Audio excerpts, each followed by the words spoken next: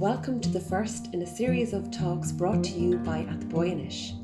Local historian Bernard Walsh kicks things off with a very interesting story, following a disagreement in the town of Athboy back in the 19th century. We hope you enjoy it. If you would like to see more of our videos, please subscribe to our YouTube channel. Thank you.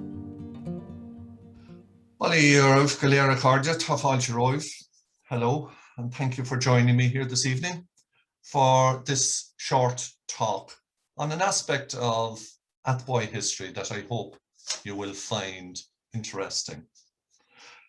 I'm going to talk to you about schools in 19th century Athboy, about the opening of the new National School on Main Street in 1887, but in particular about a disagreement between two men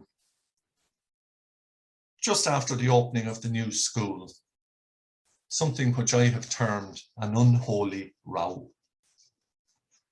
Now, to give you a better understanding of what this story is about, we're going to have a look back, first of all, at the history of schools in Athboy and the school system leading up to this time. The first mention that I have come across of school in Athboy was in 1788, when the Bishop of Meath, the Catholic Bishop of Meath, Bishop Patrick Plunkett, he was doing his episcopal rounds, and in his diary, when he visited Athboy, he found 5 schools. No details of what they were or where they were, but you can assume that they were pretty basic, and that they dispensed a basic rudimentary knowledge of the 3 R's as we know them: the reading, the writing, and the arithmetic. And probably spelling came as an optional extra later. By the mid-1820s, though, government was beginning to examine the feasibility of setting up a national education system in Ireland. And to this end, a survey was carried out in 1826. Not just in Athboy, but in Ireland as a whole and England as a whole, with a view to setting up a national education system. And in Athboy, they found 9 schools listed there. Now, again, there's 7 Catholic and 2 Protestant schools, but listed there is the list of schools. Most of them are pretty basic again. One held in a small house, in a poor cabin. They would have been held in the home of the actual teacher themselves. One was held in an apartment in the almshouses, and one was held in the upper story of the market house. And in total, those 9 schools there catered for about 300 Catholic children, and there were about 40 Protestant children. So as a result of this survey, the Commissioners of Education in 1831, or Edward Stanley actually, who was the Chief Secretary for Ireland in 1831, set up the national education system under the Commissioners of Education. And there were 2 legal pillars to this system of education. First of all religious denominations had to be taught together. And secondly, there was to be separate religious education for each denomination. And being a national school meant that each school was entitled to state aid for building and adapting buildings at the rate of 2/3 of the cost in the form of a government grant, and 1/3 to monies to be raised locally. There were also grants for fitting out the school and for equipment and for books, and teachers' wages were to be paid. And coupled with this, then, there was a rigorous system of inspection, first of all, to ensure that these conditions were being adhered to, and most importantly, that results were being achieved and that money obviously was being well spent.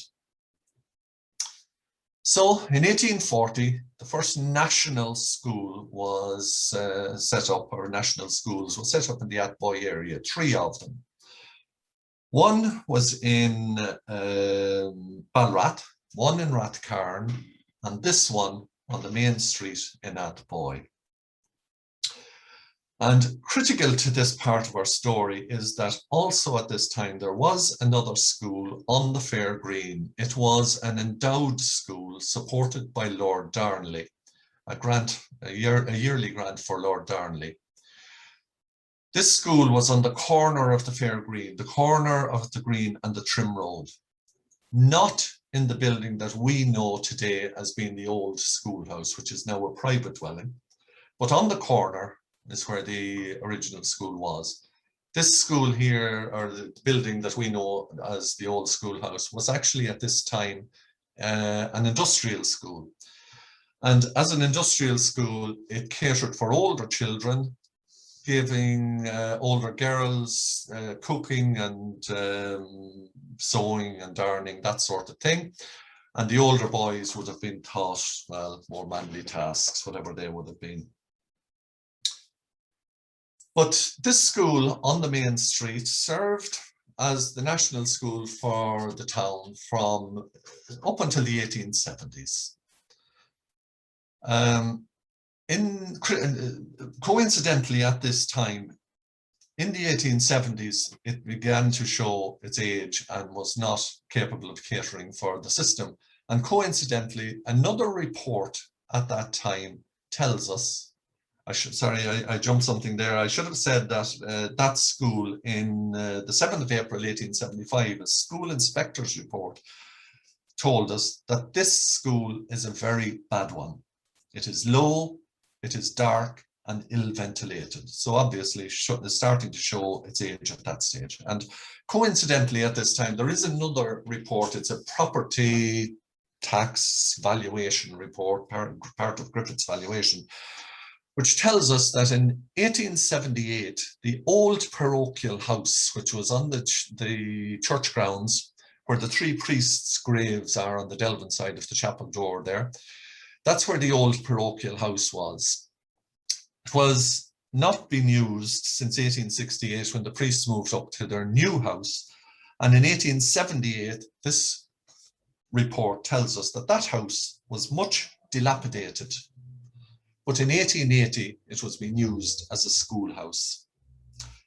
So when you put all that together, you can assume quite rightly that this particular building on Main Street was past its best and it was no longer fit for purpose. So a new schoolhouse was on the cards.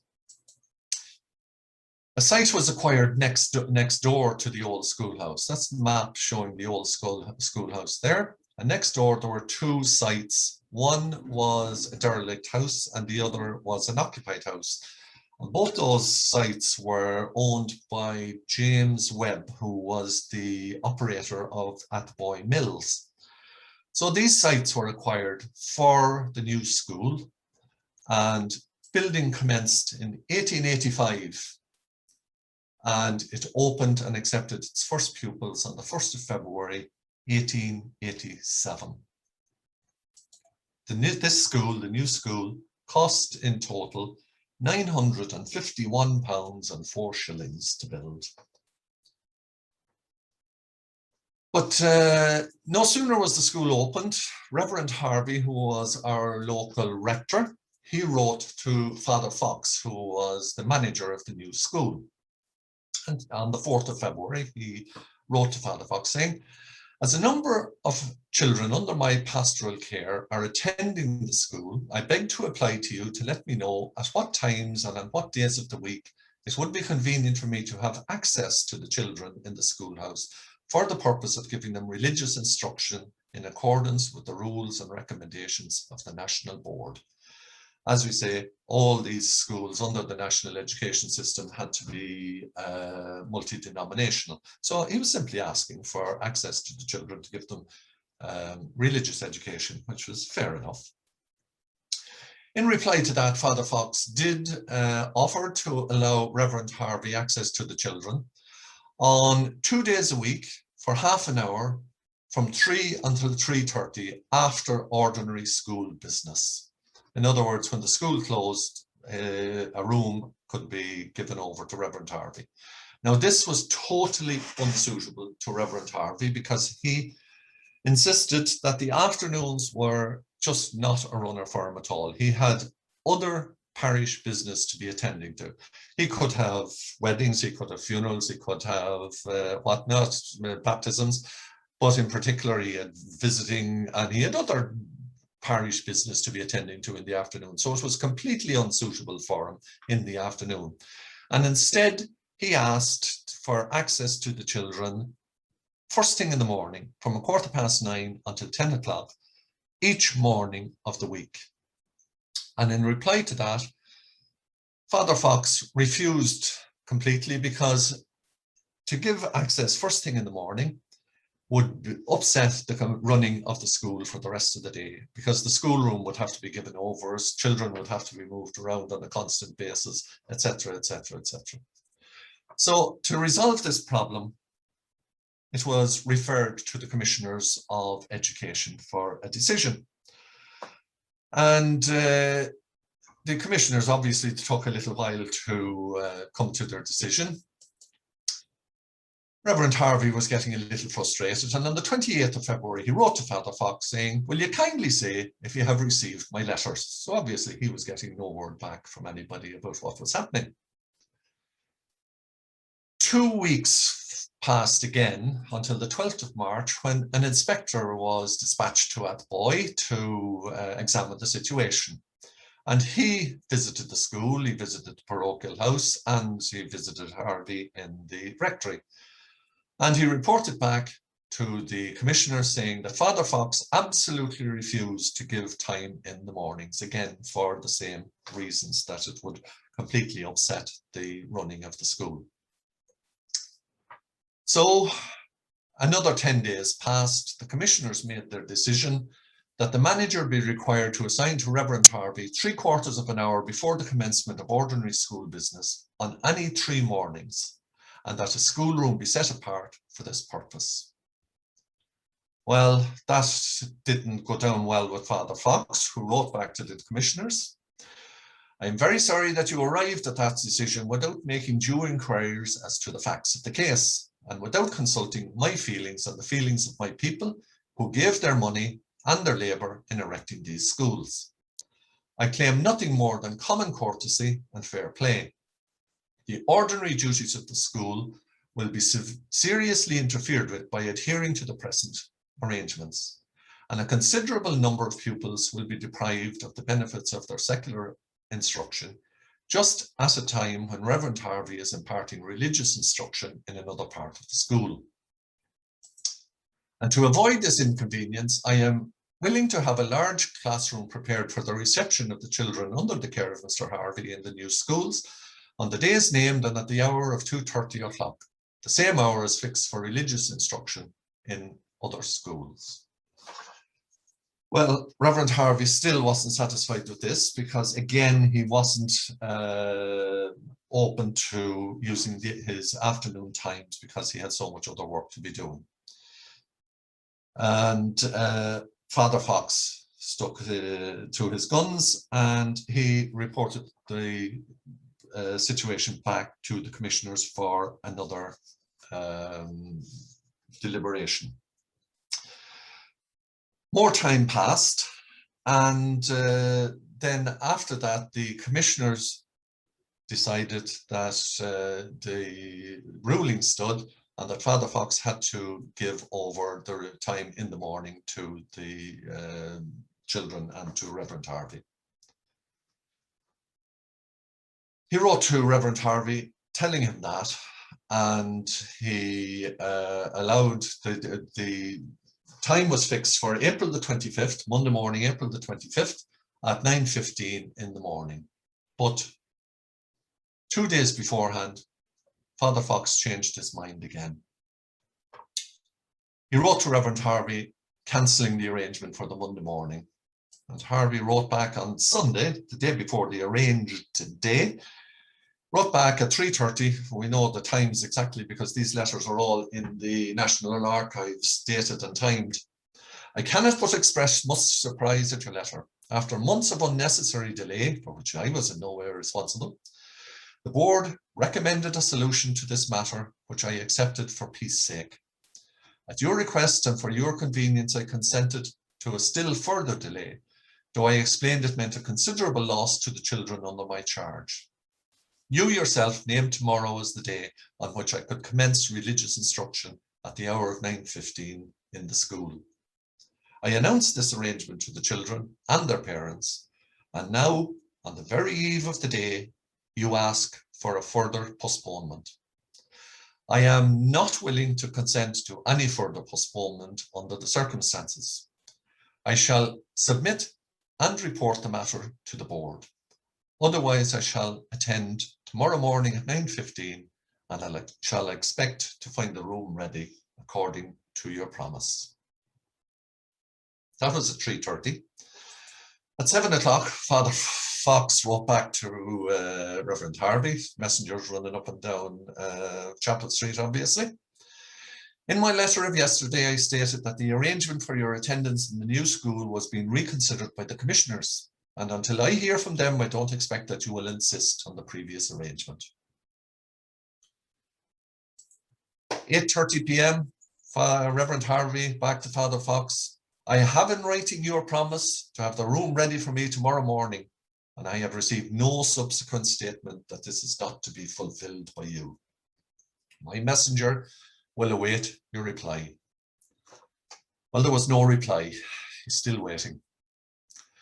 So at 9:15 on the button, the following Monday morning as arranged, the Reverend Harvey arrived at the new school, and he was met at the school gate by 15 out of the 17 children, the Protestant children who were on the rolls in the school. But there was no room ready for him. And furthermore, the schoolmaster who was present at that hour of the morning, he knew nothing about any arrangements of setting aside a room for Reverend Harvey. And he asked Harvey to wait while he sent a messenger up to Father Fox to see what the story was. So Reverend Harvey hung around until 10 to 10, and then he departed, rather indignantly. He went home and he wrote a letter to Father Fox. All the teachers, many of the Roman Catholic children, and all the Irish Church children attending the school, and their parents, of course, from them, now know what has happened. And the conclusion they will draw may be imagined. He also wrote to the commissioners. Father Fox's failure to carry out the order of the commissioners was deliberate, and it would not be fitting to subject myself and the children to similar treatment. Therefore, I will not present myself or ask the children to attend for religious education until I receive a full and satisfactory explanation and an apology. So it was back in the lap of the commissioners at this stage, and after further deliberation, they wrote back to Father Fox saying that the commissioners see no grounds for altering in any respect their order of the 22nd of March last. That was the order giving 3/4 of an hour in the morning to Reverend Harvey and having the schoolroom prepared for such. So Father Fox wrote to Harvey. He relented. He gave the time to Reverend Harvey and wrote to him and told him that he could attend in the morning. Harvey wrote back to Father Fox saying, I cannot regard it as an explanation or an apology, nor does it allow me to make up for lost time. Fair enough. Now, you would expect that that would be the end of the story, but not by a long shot. As we said earlier, there was another school down on the Fair Green, and it was up until this time an endowed school from Lord Darnley, supported by a yearly grant from Lord Darnley. And because of all the furore over the last couple of months, Reverend Harvey, the parents, and the Board of Guardians of the Earl of Darnley School decided at this stage that it was now time to have their own school. So they applied to the commissioners to have the Earl of Darnley School taken, the expression used is taken into connection with the Board of Education. So the forms were filled out and sent off, and obviously these things take time. So it was hoped that the children could carry on in St. James's National School until things changed in the other school. But fate intervened, FATE intervened.